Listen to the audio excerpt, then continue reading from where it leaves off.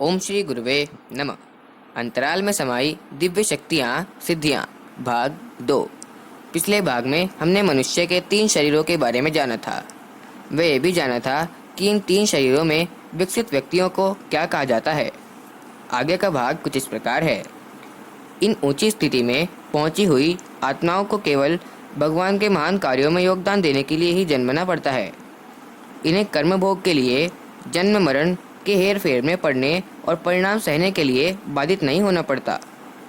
समाधि उस स्थिति का नाम है जिसमें मनुष्य तथा उच्च लक्ष्य की ही बात सोचे और वैसी ही क्रियाएं करे। सांसारिक व्यवधान जिसे मार्ग से डगमगा न सके। इसके 2 स्वरूप हैं, सविकल्प और निर्विकल्प। जड़ समाधि वह होती है जिसमें मनुष्य शरीर के श्वास प्रश्वास, रक्त संचार, क्षुधा, पिपासा आदि पर नियंत्रण स्थापित करके जड़वत स्थिति बनाकर उसमें मूर्छित जैसी अवस्था में पड़ा रह सकता है। ऐसी समाधि में मनोबल की प्रखरता तो सिद्ध होती है, पर उससे अध्यात्म स्थिति की उत्कृष्टता से कोई संबंध नहीं। यह एकाग्रता की ही कुछ अधिक ऊंची स्थिति है। एकाग्रता एक मानसिक सफलता मात्र है। इससे कबीर के शब्दों में वह सहज समाधि स्थिति कहीं भली जिसमें चेतना उच्च भावनाओं में निरंतर डूबी रहती है। वस्तुतः उच्च स्तरीय सिद्धियां आत्मचेतना के ब्राह्मी चेतना से गूंथ जाने पर ही प्रतिष्ठित होती हैं। इसके लिए योगाभ्यास और तप साधना का आश्रय लिया जाता है। चिंतन, चरित्र, व्यवहार एवं गुण कर्म स्वभाव में तदनुरूप श्रेष्ठता का, शालीनता का समावेश किया जाता है। इस प्रकार से जिन सिद्धियों तथा दिव्य शक्तियों की उपलब्धि होती है उनका सुविस्तृत वर्णन पतंजलि के योग सूत्र विभूतिपाद में सूत्र 16 से 44 तक किया गया है।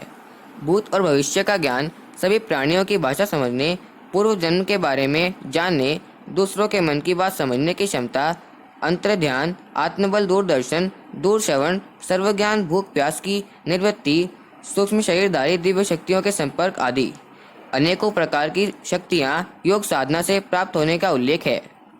इसके 36वें सूत्र में 6 सिद्धियों का वर्णन करते हुए कहा गया है। ततः प्रातिभ श्रावण वेदन दर्शवाद वार्ता जायते, अर्थात उससे प्रातिभ, श्रवण, वेदन, आदर्श, आस्वाद और वार्ता 6 सिद्धियां प्रकट होती हैं। योग सूत्र भोजवृत्ति भाष्य में इन सिद्धियों का स्वरूप इस प्रकार बताया गया है। 1. प्रातिभ अर्थात अतीन्द्रिय व्यवहित छिपी हुई वस्तुओं, सुदूर स्थिति, अतीत और अनागत वस्तुओं, घटनाओं को जानने की क्षमता। 2. श्रवण श्रवणेन्द्रिय से दिव्य ध्वनि और दूरवर्ती शब्दों का श्रवण। 3. वेदना दिव्य स्पर्श का अनुभव। 4. आदर्श दिव्य दर्शन की क्षमता। 5. आस्वाद दिव्य रस का आस्वादन करने की सामर्थ्य। 6. वार्ता नासिका द्वारा दिव्य ग्रंथों का अनुभव करने की क्षमता। इन क्षमताओं की प्राप्ति कैसे होती है? इस संबंध में महर्षि पतंजलि ने कहा है कि चेतना के विकास हेतु किए जाने वाले प्रयासों, ध्यान धारणा के अभ्यासों से ये क्षमताएं प्राप्त होती हैं। आत्मस्वरूप में की गई ध्यान धारणा से प्रज्ञा की उत्पत्ति एवं 6 सिद्धियों के अतिरिक्त 8 अन्य सिद्धियां भी हस्तगत होती हैं। इन सिद्धियों को अणिमा, लगिमा, महिमा, गरिमा, प्राप्ति, पराक्रम्य, वशित्व, ईशित्व नाम से जाना जाता है। सूक्ष्म और कारण शरीरों को साध लेने पर काय सम्मत और अनभिक्षात नामक सिद्धियों के प्राप्त होने का भी उल्लेख शास्त्रकार ने लिखा है। काय सम्मत से तात्पर्य शरीर की सुंदर आकृति, दीप्तिमान अंग, अंगों का बलवान और वज्र की भांति दृढ़ और परिपूर्ण हो जाना है। अनभिक्षात से तात्पर्य साधक के कार्य में पंच तत्व और गुण और लक्षणों के कारण बाधा न पहुँचने से है।